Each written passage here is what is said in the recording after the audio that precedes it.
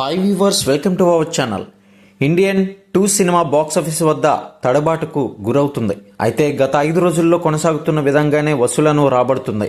భారీ అంచనాలతో వచ్చిన ఈ సినిమా ప్రేక్షకుడిని మెప్పించలేకపోయింది.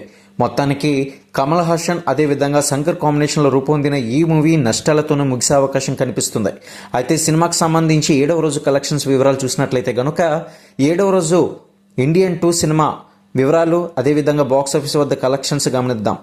ఇండియన్ 2 మూవీ బాక్సాఫీస్ వద్ద పరాజయం పొందింది. అయితే మెరుగు పరుచుకోలేకపోయిందని చెప్పుకోవాలి.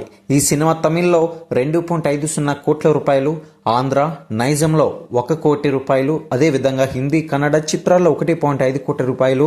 ఇక అదేవిధంగా దాంతో ఈ సినిమాకి సంబంధించి 5 కోట్ల రూపాయలు వసూలను సాధించింది. ఇక ఈ చిత్రం చూసినట్లయితే 85 కోట్ల రూపాయలు ఇండియాలో రాబట్టింది.